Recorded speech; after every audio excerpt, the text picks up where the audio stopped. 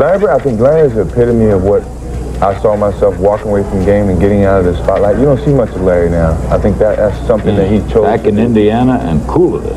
Which isn't bad. I like that. I really admire him for doing that. Michael Jordan has sparked a huge basketball debate with just one powerful statement about Larry Bird and LeBron James. He didn't mention any names directly, but fans immediately connected the message to one of the biggest discussions in NBA history. A single sentence from the man many consider the greatest ever was enough to reignite the argument over where LeBron stands among the legends. With praise for Bird coming from icons like Jordan, Magic Johnson, Gary Payton, Kobe Bryant, and others, the debate is hotter than ever. Do you believe LeBron belongs in the same conversation? Share your thoughts in the comments. Enjoy yourself, dog. Y'all gave us the run for our money. Yeah. I'll see you. All right, take care. Thank you. Work on that golf game of yours. The entire debate starts with one sentence from Michael Jordan. He said one player was feared by legends, while the other was someone he had little to say about. That short comment immediately caught fire because Jordan is known for choosing his words carefully. Every statement from him carries weight because of his unmatched competitive mindset and place in basketball history. When Jordan praises or ignores a player, fans pay close attention. Many believe the player Jordan respected was Larry Bird, while the other reference was aimed at LeBron James. That single remark reignited one of the biggest debates in sports and brought the GOAT conversation back into the spotlight. I like people to talk shit to me, cause it is what it is. I don't hold no grudges. I ain't got no feelings about it. It makes me even better. You know what I'm saying? Absolutely. Cause if you was working with my mama last night and my wife, I was with yours too. You forgot she didn't call you for a long time. You know what I'm saying? I mean, she got in at 10:30. You mad at me now cause I know what time she got in. You feel what I'm saying?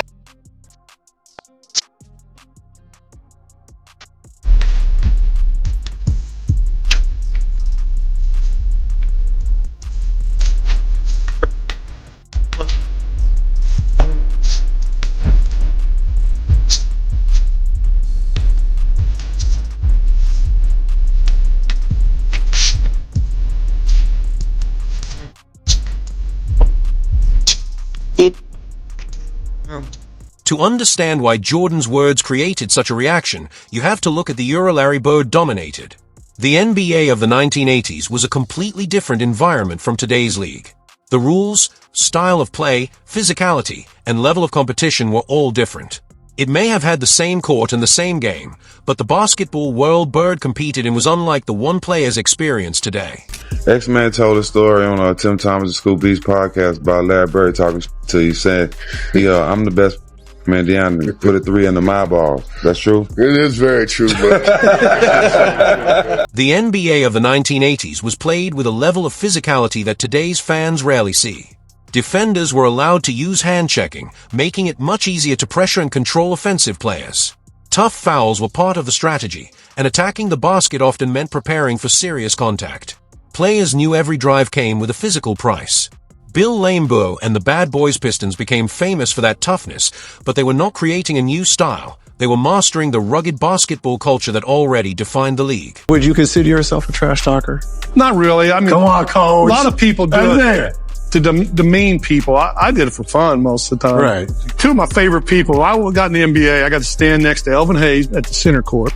Loved him. And Kareem. I was sitting there talking to Elvin. I said, Elvin, see Kevin there? He's talking bad about you. What? I said, Kevin, tell him what you told me. He goes, what's that? I said, you're going to kick his butt tonight. He goes, hey, Elvin, I'm going to kick your butt tonight. Kevin's a rookie. Stuff like that, but it really wasn't vicious. Me and Chuck used to get into a little bit. I was going to go I really liked Chuck. He knew I liked him. Oh, yeah. And but we you guys had battles in terms of talking. Yeah. The one I remember was when you told Chuck, I'm going to go right here in front of our bench. Yeah. I'm going to shoot on this spot. Yeah. And I'm going to drain it. And he said, Merry Christmas. Yeah. In that era, the idea of load management barely existed. Players were expected to compete whenever they were physically able. If they could make it onto the court, they played. And if they could reach the free throw line, they took the shots. Sitting out regular season games to preserve energy for the playoffs was viewed very differently back then, especially among players who believed toughness meant battling through every challenge. Who's still got to drop one here quickly. 14. This is a tie for the money. Yo! Win, Larry Bird at the buzzer with the 2-point ball. 17-15 defends the long-distance shootout proud at Chicago Stadium. Our winner is Larry Bird. Back then, showing up and competing was simply the standard. There were no excuses and no long discussions about managing injuries. Larry Bird played in that environment while dealing with a body that was already fighting against him. He battled serious back issues, painful bone spurs in both heels, and injuries that could have forced many players to miss extended time. But Bird kept stepping onto the court, often hiding the pain and still finding ways to dominate. He could be hurting, struggling physically, and still put up 30 points against you. That toughness and competitive spirit are a major reason why Michael Jordan respected and feared Larry Bird as a player. It wasn't just the numbers or the championships that earned Bird that level of respect. It was his willingness to compete through pain and physical decline without asking for special treatment. Jordan valued sacrifice because his own career was built on that same mindset. In Bird, he saw a player who embraced the same relentless standard. Before comparing Bird to LeBron, it's important to look at what Larry Bird accomplished on his own. His journey started in French Lick, Indiana, a small town far from the spotlight. He wasn't created by hype or media attention.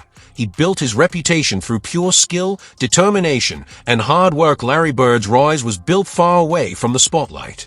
There were no cameras following his every move or media campaign predicting greatness before he even reached the NBA. He was a player who worked regular jobs, including construction, while developing a relentless approach to basketball. That determination carried him to Indiana State, where he led the team to the 1979 NCAA championship game against Magic Johnson and Michigan State in one of the most iconic games in college basketball history.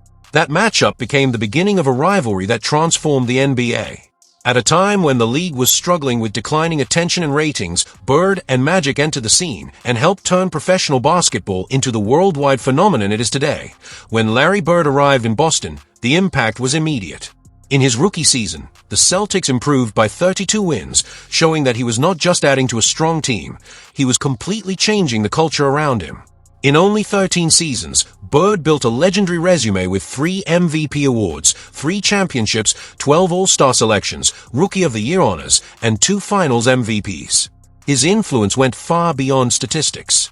Players across the league knew facing Bird meant dealing with his confidence, skill, and relentless competitiveness. Even Gary Payton, one of the greatest trash talkers in NBA history, said Bird was the toughest opponent to go back and forth with mentally. That level of intimidation became part of what made Larry Bird such a unique basketball legend. Bird's trash talk wasn't about saying the most words, it was about backing up every single thing he said.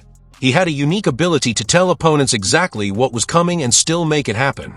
He would announce the shot, the move, or the way he planned to create space, then execute it right in front of defenders who already knew the plan but couldn't stop it. During Shawn Kemp's rookie season, Bird reportedly warned him that he was in for a difficult night and then went on to score 40 points. That moment stayed with Kemp and changed the way he viewed the game. Even late in his career, while dealing with serious injuries, Bird could still dominate mentally and physically against younger, more athletic players. Bird's mental game was just as dangerous as his physical skills. When Dennis Rodman tried to defend him closely, Bird kept challenging the idea that Rodman could actually stop him. The tighter the defense became, the more confident Bird looked, continuing to score while getting inside his opponent's head. It was a rare combination of skill, confidence, and psychological control. Kobe Bryant, known for his obsession with studying the game, spent years analyzing Bird's footwork, movement, and decision-making. Kobe believed Bird's greatest advantage was his ability to think ahead of everyone else on the court, a level of basketball intelligence that even the most dedicated students of the game admired. For Kobe Bryant to recognize Bird's mental approach as something special was more than a simple compliment. It was one of basketball's greatest students acknowledging another legendary basketball mind. Magic Johnson shared a similar respect, calling Bird his greatest rival and the player who pushed him the hardest both mentally and physically. Their rivalry helped define an era, and Magic understood better than anyone how difficult it was to compete against Bird. Now, the conversation moves to the numbers, because statistics are often where LeBron supporters make their strongest arguments. Looking at the production, Bird averaged 10 rebounds per game throughout his career, while LeBron has averaged just over 7. Bird's rebounding numbers came during an era filled with dominant big men fighting for every possession, including players like Moses Malone, Kareem Abdul-Jabbar, Robert Parrish, and Charles Barkley. His ability to control the boards as a forward stood out because of the level of competition around him.